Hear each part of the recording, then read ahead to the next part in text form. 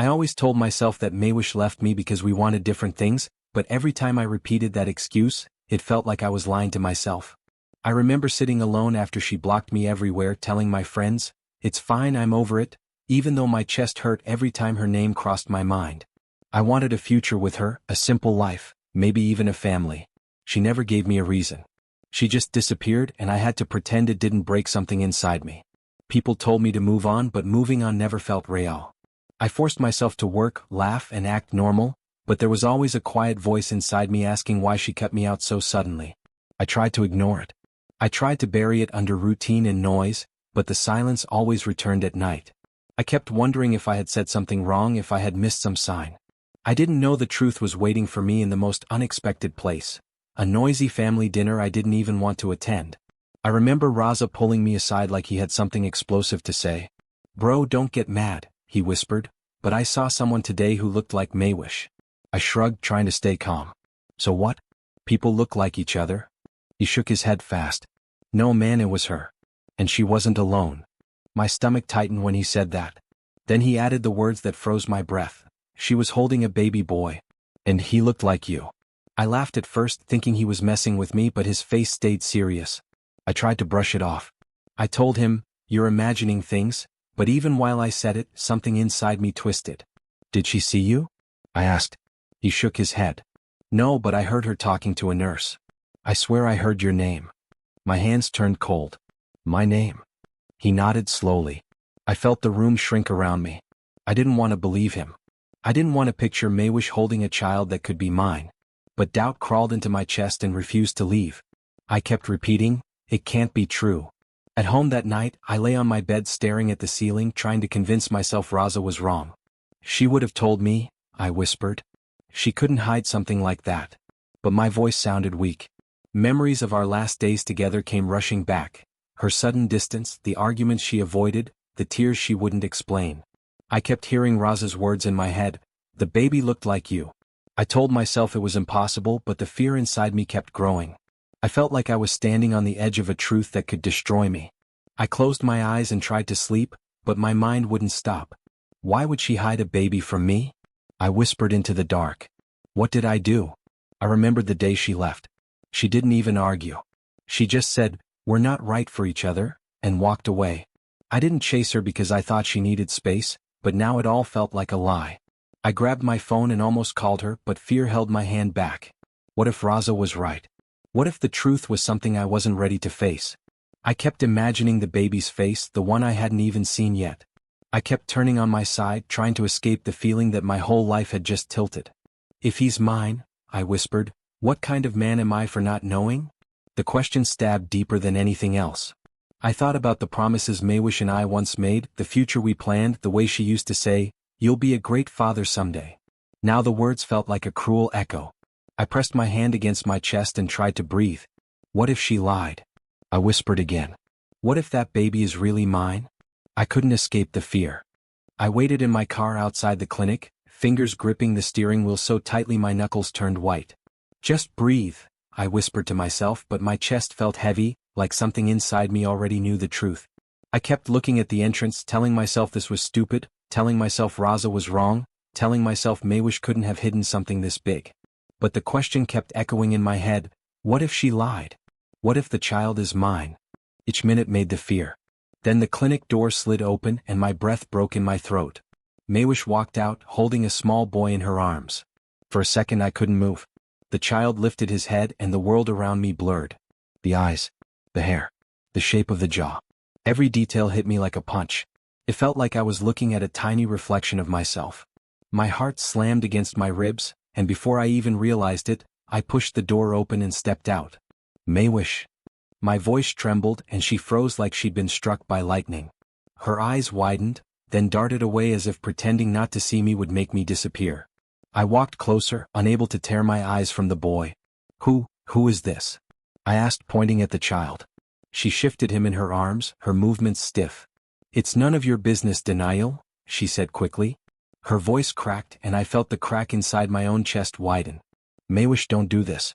Just tell me whose kid he is." She took a step back. I said, "It's not your concern." I felt anger, fear, and something like desperate hope rise all at once. Look at him, I said, my throat tight. Look at his face. You're telling me this is a coincidence? She didn't answer. She didn't even blink. She just kept staring at the ground like the truth would burn her if she looked at me. Mehwish, I whispered, I deserve to know. Her fingers tightened around the boy like she was shielding him from me. Daniyal, stop. Leave. Her voice shook now, panic slipping through every word. I'm warning you. Just walk away. I shook my head. I won't. Not without an answer. She backed toward the parking lot, her breathing uneven. If you don't leave right now, I'll call security, she snapped. But I could see the fear in her eyes, the kind that comes from being cornered by the truth. Call them, I said softly. But tell me first, why does he look like me? She said nothing. She just turned away and started walking fast, almost running. The child looked back at me with the same eyes I saw in the mirror every morning. My chest twisted painfully. Mehwish. I called out. Please? She didn't turn around. She didn't slow down. She just disappeared behind a row of cars, leaving me standing there with a storm tearing through my mind. I exhaled shakily and leaned against my car, trying to steady myself. Every emotion inside me collided, confusion clawing at my thoughts, anger burning through my veins, fear whispering that I was too late, and a strange, fragile hope that maybe, just maybe, I had a son. My heartbeat felt like it was echoing inside my skull. I closed my eyes, trying to make sense of everything, but all I saw was that little face. As I sat back in the driver's seat, the silence felt heavier than ever. I rested my forehead on the steering wheel. Why would she hide this? I whispered. Why me? Why now? No answer came, but the doubt was no longer a question. It felt like a truth waiting to explode. I knew I couldn't walk away. I knew I couldn't pretend I hadn't seen what I saw. I needed answers. And I would not rest until I got them. I started the engine but didn't drive. My hands were shaking. This changes everything, I murmured. Weight pressed on my lungs. I imagined confronting her again, imagined the truth breaking open. Whatever waited, I knew my life had just shifted forever today. I sat in Hassan's living room, staring at the cup of tea he placed in front of me. My fingers tapped against my knee because I couldn't sit still. We need to talk, I said, my voice shaking more than I wanted. Hassan looked uncomfortable right away. About what? You already know, I replied. I saw Mehwish yesterday. She had a baby with her. A boy. His eyes widened for a second, then he looked away. Daniyal, don't start imagining things. I'm not imagining anything, I snapped. I saw him. His face, Hassan, he looked like me. Same eyes. Same hair. Same jaw. And she panicked the second I asked. Hassan rubbed his forehead. Why did you even go there? Because Raza told me she was at a clinic, I said. Because he saw her holding a baby who looked like me. Because he heard my name. And because if he is my son, I deserve to know. Hassan stiffened. Forget it. Mehwish must have her reasons. I leaned forward. Tell me the truth. What do you know? He shook his head quickly. I don't know anything. You're lying, I whispered. You always avoided talking about her after she left me. You acted weird whenever her name came up. You knew something. Hassan stood up. Daniyal, drop it. I stood too. No. Not this time. You were one of my closest friends. If you know something about that child, you need to tell me. He sighed deeply and covered his face with his hands. I shouldn't say anything. Hassan, I said, voice breaking, I'm begging you. Silence filled the room, thick and heavy.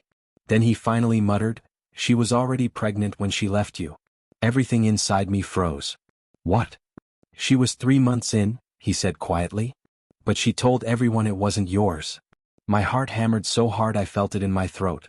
Why would she say that? She told people you were not ready, Hassan whispered. That you were too unstable to be a father. That she didn't want to risk the baby's future. I let out a broken laugh. Unstable? Is that what she said? She said you were emotional, he said. That you get overwhelmed. That you wouldn't handle a child well. My hands started trembling. I tried to clench them but they kept shaking.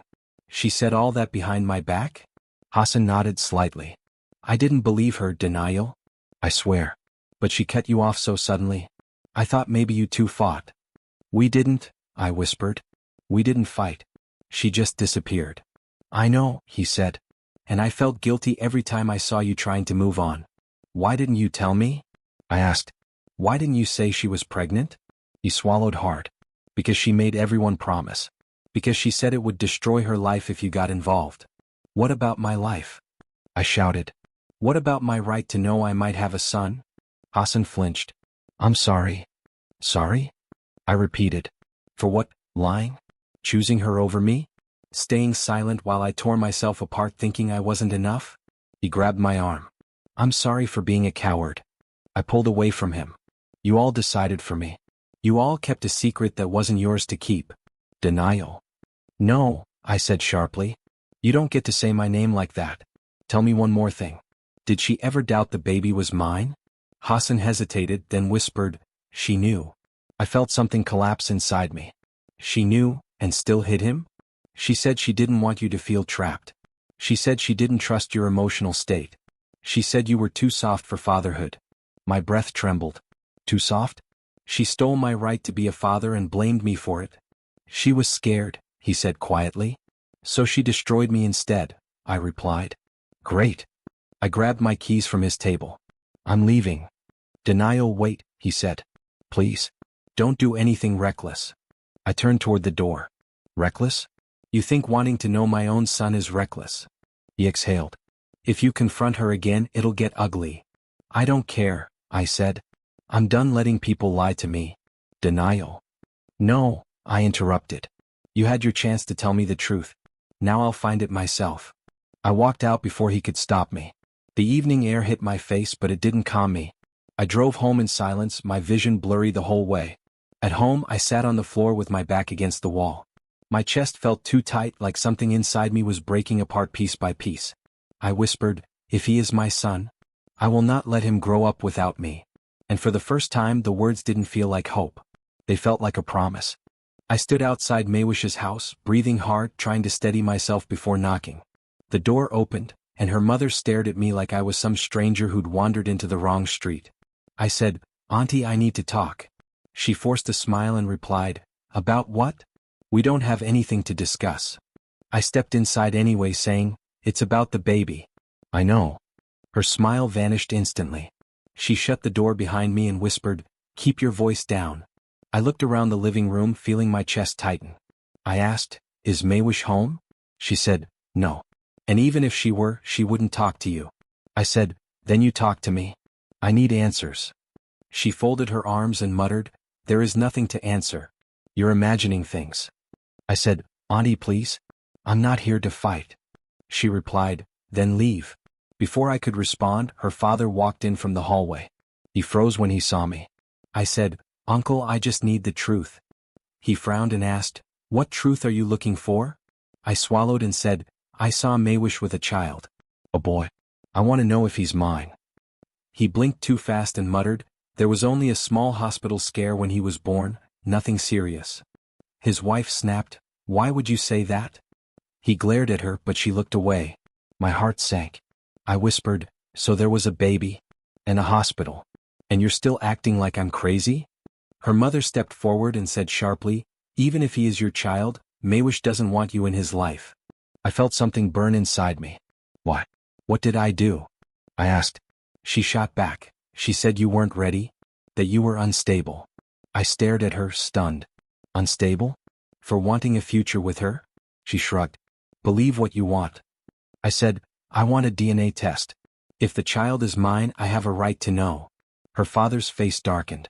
Get out, he ordered. I shook my head and said, no. Not until I get an answer. He stepped closer. I said leave. I raised my voice, why are you so scared of a test? If he's not mine, I'll walk away. But if he is, I won't let you hide him from me. Her mother hissed, you're creating drama. I replied, you created this when you lied. She moved toward me and snapped, even if you get a test, she will never allow you near that child. My hands trembled. You think you can decide that? You think you can erase me? Her father shoved my shoulder. Enough. Get out before I call the police. I steadied myself and said, call whoever you want. I'm not afraid. He pointed at the door. Go. I stared at both of them and asked, does Mehwish even know I'm here? Her mother laughed bitterly. She doesn't owe you anything. I said, she owed me the truth. Her father barked, you were not good for her. I shot back, you all pushed her to leave me, didn't you? They didn't answer. The silence felt louder than any scream. I turned toward the door. "If that child is mine, I will fight you all," I said, my voice shaking. Her mother replied coldly, "You won't win." I walked to the doorway and paused. "The fact that you're this scared tells me everything I need to know." Neither of them spoke. Neither denied it. Neither defended Mehwish. That silence was my confirmation. I stepped outside, and the moment the door shut behind me, my legs felt weak. I walked down the driveway slowly, every breath heavy. I whispered, "They lied. They all lied." The wind felt colder than before, blowing against my face as if pushing me back toward the truth I didn't want but couldn't unsee. I sat inside my car, gripping the steering wheel, trying to breathe. My hands shook so much I had to press them against my thighs. I heard my own voice whisper, "If he's my son, I'm done running." It felt strange hearing myself say it out loud, but I meant every word. The old me, the quiet one, the soft one, the forgiving one, died right there in that driveway. I looked back at the house one last time and whispered, "This time I will fight." And I drove away with a new fire burning inside me, the kind that doesn't die until the truth is dragged into the light. I saw her sitting on the bench in the park, hunched over like the weight of the world was crushing her. "Mehwish," I called softly. She jerked up, eyes wide, lips trembling. "Daniyal, what are you doing here?" "I needed to see you," I said, trying to keep my voice calm. "We need to talk." She looked away, clutching her bag to her chest. I don't think that's a good idea," she whispered. "Why not?" I asked, stepping closer. "Why is it never a good idea to tell me the truth?" She shook her head and tears spilled down her cheeks. "You wouldn't understand. I didn't tell you because you weren't ready. You were too in love, too emotional." "I couldn't?" Her voice cracked and stopped. "You don't get to decide that for me," I shouted. "You don't get to choose whether I'm ready to be a father. You left me out of my own life." She flinched at my words but didn't answer. "Mehwish," I said, softer now, "look at me. Please. I deserve the truth." She avoided my gaze and whispered, "I was scared. I didn't want to hurt you, or the baby." I ran my hand through my hair. "Scared? You're telling me you hid a child from me out of fear?" Her lips trembled and she shook her head. "It was complicated. I didn't know how to handle it. I've handled everything life's thrown at me. Don't tell me I can't handle this," I said, my voice low and dangerous. "We're past excuses. We're past hiding. This ends now." She nodded slowly. I can agree to a DNA test. Only if you pay for it and keep quiet until the results come back." My heart pounded, a mix of anger and relief. "Fine," I said. "I'll do it.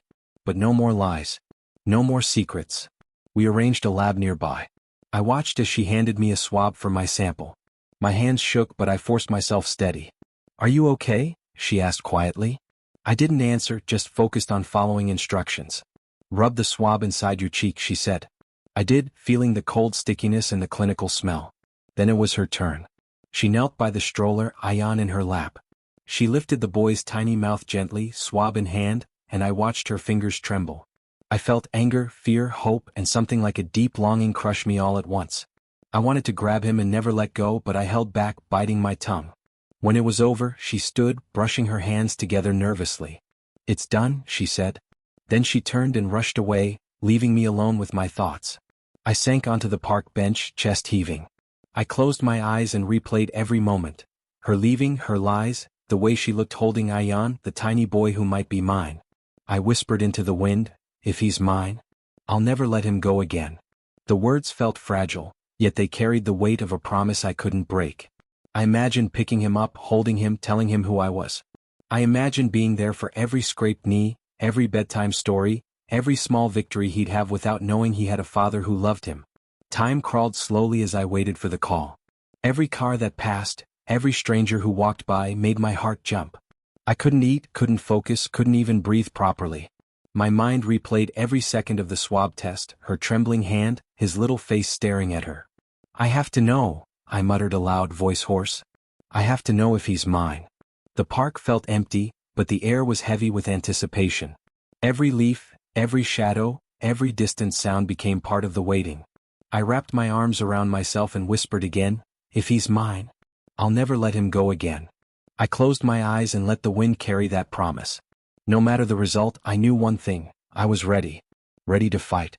Ready to claim my son. Ready to face whatever came next. Sat alone in my room, laptop open, hands shaking so badly I could barely type. The subject line flashed in my inbox: DNA test results. My heart thudded against my ribs as I clicked it open. When I saw the number, I froze. 99.99% probability of paternity. I felt like the floor disappeared beneath me. Ion, my son. I stared at the screen, breathing shallowly, my chest tight, my mind racing. All at once, I felt joy, disbelief, betrayal, rage, relief, and a sadness so sharp it cut through me. I couldn't move. I couldn't think. I shoved my laptop aside and grabbed the papers, crumpling them slightly in my fist. I had to see her. I had to confront her. I didn't care about anything else. I drove without thinking, gripping the steering wheel so hard my knuckles whitened. Mehwish's apartment loomed ahead, familiar yet strange. My stomach twisted. My chest burned. This was it. The truth was finally in my hands. I knocked on her door with trembling fingers. The door creaked open and she appeared, pale, exhausted, eyes wide as she spotted the papers. Her hand flew to her mouth, almost fainting. Why? Mehwish. My voice broke. Why did you hide him from me?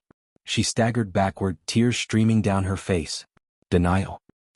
I didn't know what to do. I was scared. My parents, they forced me. They told me you'd ruin your life. I laughed bitterly, shaking my head. Ruin my life? You hid my son because you thought I'd ruin my life? Do you realize what you've done? Do you understand what it's like to know your child exists and she chose to keep him from you? I didn't want to hurt you, she cried. I didn't want to make things worse. I thought I was protecting you, protecting him. I ran a hand through my hair, trying to steady the whirlwind inside me. Protecting me? You call this protection? You lied for years. You stole years from my life. And all because you were scared? She dropped her gaze, shaking, wringing her hands. I was too scared to face you. I didn't want to lose him. I didn't want to ruin what you had, or what you could have. I stepped closer, voice trembling. Do you know what it feels like to want to be there, to want to love him, to know I should have been there from the start, and realize I wasn't?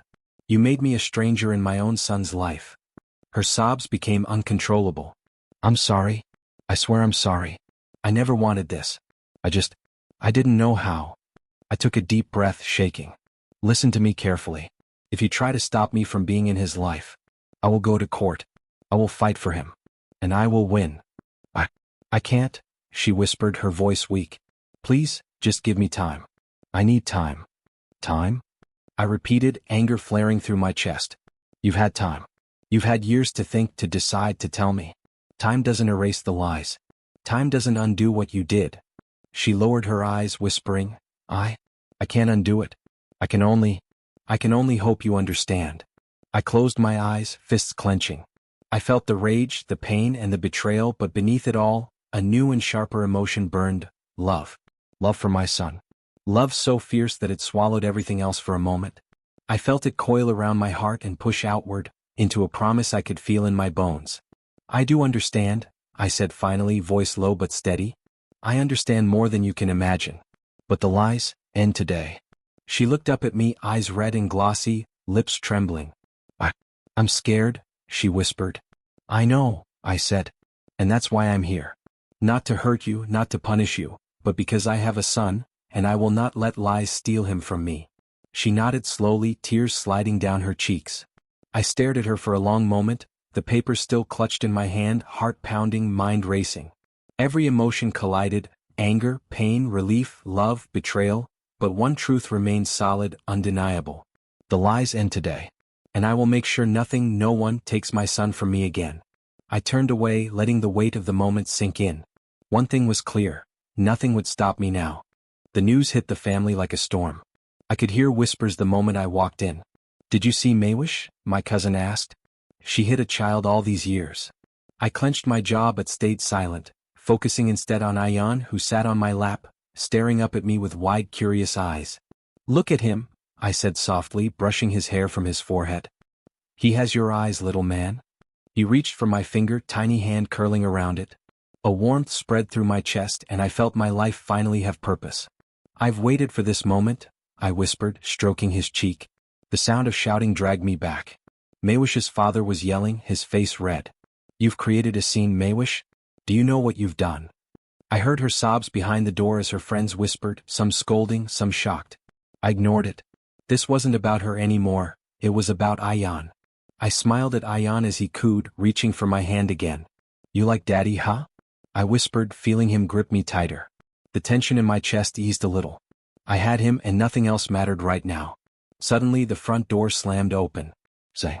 His presence was like ice in the room. Well, look who's trying to play father, he sneered. You? Seriously? I straightened, holding Ayan protectively. You had your chance. Stay away from my family. Stay away from my son. He laughed bitterly. Family? That's rich. You think a few months with a baby make you a father? I gritted my teeth. I've been waiting my whole life for this. Ayan isn't yours and he never will be. Leave. He stepped closer, but before he could say more, Mehwish appeared, her face pale and eyes red. Zane, go. Just go, she said firmly. This isn't your fight anymore. Stay out of it. He glared at her, but she stood her ground. I'm serious, she said. You're done here. He hesitated, then stormed out, muttering threats, but I didn't care. I turned back to Ayan, feeling the little weight of him against me. You're safe now, little man, I whispered, kissing his tiny head. Mehwish's shoulders sagged, tears slipping down her cheeks. I don't know what to do, she said softly, almost pleading. Everything's falling apart. I need help. I shook my head. I'm not here to fix your life, Mehwish. I'm here for Ayan. That's all that matters. She flinched, but I could see the truth in her eyes. She knew she'd lost control. Please, Daniyal, she whispered. I'll be civil, I said firmly. I'll be civil, but my focus is him. Nothing else. I lifted Ayan and watched as he looked up at me, his trust in me so pure it made my chest ache. We'll figure this out, buddy. One step at a time. Her father shouted again from the living room, and I could hear her friends murmuring about her, their disapproval filling the apartment. She sank onto the couch, hugging herself, and I knew she finally understood the consequences of hiding her child. I held Ayan close, rocking him gently. You're mine, little one. And I won't let anyone take you away, I whispered, feeling the warmth of him against my chest. His fingers curled around mine again and I felt something I hadn't felt in years. Hope. Purpose. Love that wasn't complicated by betrayal or lies. Mehwish wiped her tears, watching us silently. She said nothing, just let me be with him. And that was all I needed. I didn't need apologies, I didn't need forgiveness, at least not yet.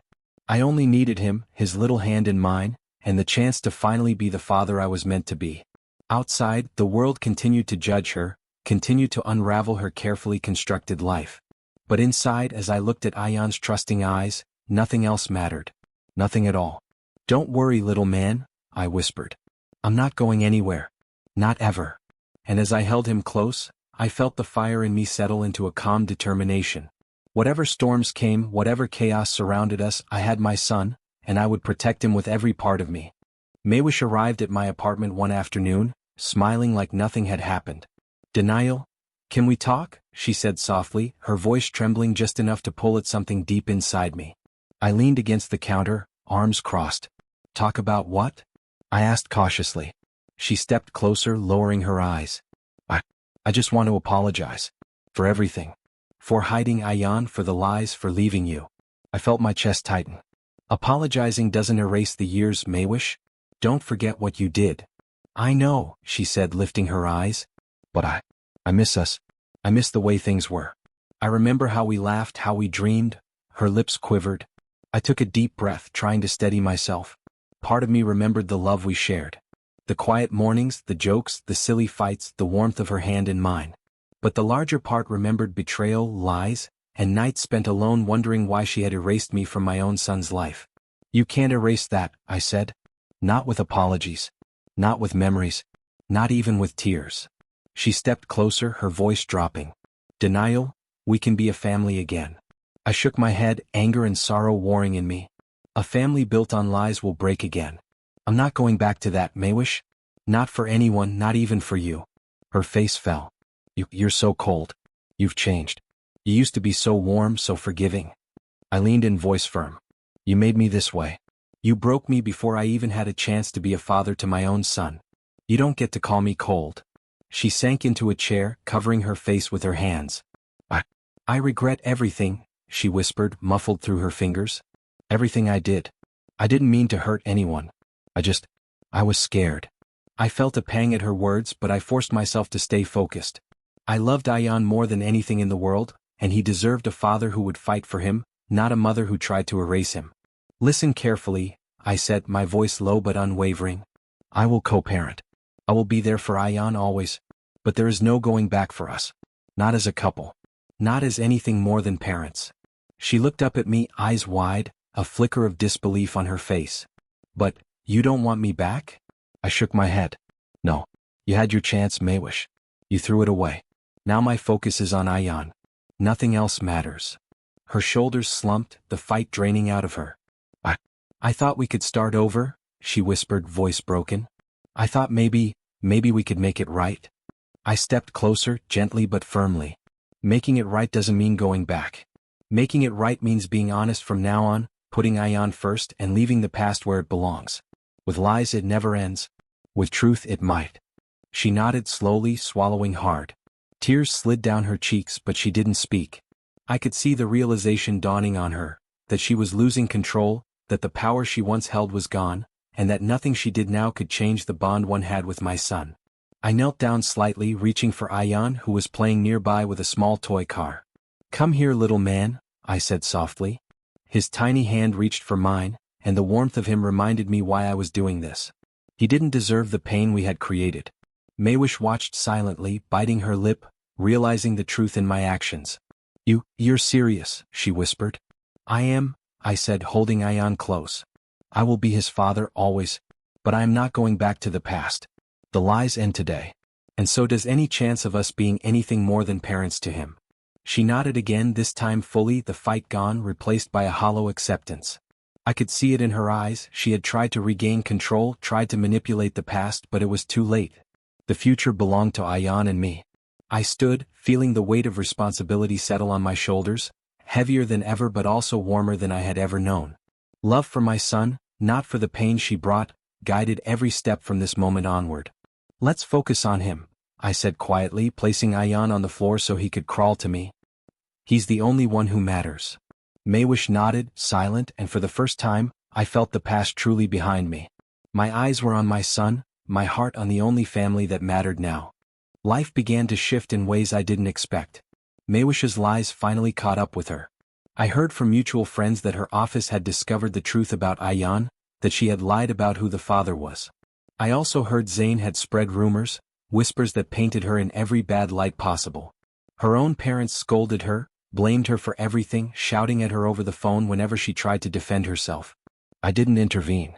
This wasn't my battle anymore. Meanwhile, my life started to improve. I got a better job, the kind that challenged me and made me feel alive again. Therapy helped me unpack years of confusion and anger. Each session felt like a layer of grief peeled away, letting me breathe more freely than I had in years. But nothing compared to Ayan. He became my world, my anchor. I watched him learn to walk, to speak his first words, to laugh at the simplest things. Every night, when I tucked him into bed, his little hand would curl around my finger and I'd whisper, "I've got you, buddy." Always. That warmth, that trust, made every betrayal I had ever felt fade slightly. One night there was a knock on my door. I opened it cautiously and there she was, Mehwish, disheveled, tears streaking her face. "Daniyal," she whispered, voice shaking. I didn't step aside. "What do you want?" I asked, calm but wary. I lost everything, she said, her shoulders shaking. My job, my friends, my family. I have nothing left. Please take me back. I can't handle this alone. I studied her for a moment, remembering the years of lies, the nights of heartbreak, the secrets that had kept me from knowing my own son. "Mehwish," I said gently but firmly, "I will always care because you're Ayan's mother. That will never change. But the man who loved you died the day you lied. He's gone." Her lips trembled. "Daniyal. I can't live like this. Please, just one chance. I'll be better. I promise. I'll fix everything." I shook my head slowly. "No, that's not something you can fix. Not with promises, not with tears, not with apologies. You can't undo the years you tried to erase me from my son's life. I won't let you rewrite that part of history." She sank to her knees, wailing, her hands clutching at the hem of my shirt. I regret it all. I regret every moment I didn't tell you. Please, I'll do anything." I knelt beside her but didn't touch her. I could feel her pain and a part of me ached with sympathy, but it was not the love I once had. "I know you regret it," I said softly. And yes, I feel sorry for you. But regret doesn't bring back the years you stole. It doesn't undo the hurt you caused. My son deserves a father who was there from the start, not a mother who tried to erase him. Her sobs filled the room. Daniyal. I want you back. I'll never lie again. I'll be honest. I shook my head gently. No. You're asking for something that no longer exists. That man, that version of me who loved you, he's gone. All that remains is me, and he is my son. He's the one I fight for, the one I protect. You are part of his life, yes, but that doesn't mean you get to control mine. She buried her face in her hands and collapsed on the floor, exhausted, broken, utterly defeated. I stayed standing, watching her for a few moments, feeling a twinge of sympathy, the tiniest flicker of the old affection, but nothing more. Not enough to change what had happened, not enough to forgive the lies, not enough to let her back into my heart. I hope you find yourself, I said quietly, and learn to live with the consequences of your choices. I hope you become someone your son can respect, even if it's not with me. She didn't reply. The sound of her quiet sobs filled the hallway as I closed the door gently behind me. I leaned against it, breathing in the calm, letting the weight of the years and the pain settle into something heavier, yet clearer. My focus was Ayan, my son, the life I had rebuilt with truth and love. And that was all that mattered now. Months passed, and the storm of chaos around Mehwish and Ayan slowly quieted. I woke up one morning watching Ayan stretch and yawn, hair tousled from sleep. "Good morning, little man," I whispered, ruffling his soft hair. His eyes blinked up at me, sleepy but bright, and he reached for my hand. "Daddy," he murmured. My chest tightened in a way that was neither pain nor fear, but a pure, grounding warmth. Life had settled into a rhythm. I co-parented Ayan with Mehwish, but boundaries were clear. I didn't allow her manipulation or old lies to sneak back in. "Remember," I told her one afternoon when she hesitated at the door, "our focus is Ayan. Nothing else. Keep your promises, keep your distance, and we can do this right." She nodded, guilt in her eyes, and I felt no satisfaction in her discomfort, just relief that she understood her place. I could see she was trying to rebuild her life, quietly, carrying the weight of her choices. She spoke less, apologized more, and learned to respect our boundaries. I had also found stability in myself. Therapy continued to guide me, and work became a refuge, a place where I could focus on growth instead of pain. I started jogging again, small victories piling into a sense of strength I hadn't felt in years. I still thought of her sometimes, the memories tugging at the edges of my mind, but they no longer controlled me. One evening, after putting Ayan to bed, I sat in the quiet apartment, listening to the soft hum of the city outside. He lay curled under his blanket, fingers clutching his favorite toy, breathing evenly in sleep. I knelt beside him, brushing his hair back gently. "You're the only truth that ever mattered," I whispered, my lips barely moving. The words felt heavy, loaded with everything I had lost and everything I had found. I thought about Mehwish, about her downfall, her guilt, her regret. I realized I didn't need revenge. Karma had a way of balancing the scales. Her life had become smaller, more cautious, and she carried the weight of her choices. That was enough. What I needed wasn't vengeance. It was peace and the knowledge that Ayan was safe and loved. Ayan stirred slightly, mumbling in his sleep. I smiled, feeling a sense of calm I hadn't known before. All the anger, the betrayal, the sleepless nights, they had led to this. And this was enough. I whispered again softly, "I've got you, little one. Always." Later I stepped outside, the cool night air brushing against my skin. I inhaled deeply, filling my lungs with the scent of freedom and possibility. The city lights stretched before me, but I felt grounded, anchored by the quiet certainty of my new life. "This is my second chance," I said aloud, voice steady, carrying no resentment, only resolve. "And I'm not wasting it." I thought of the years lost, of the pain she caused, and of how easily I could have let it consume me. But I hadn't. I had chosen differently.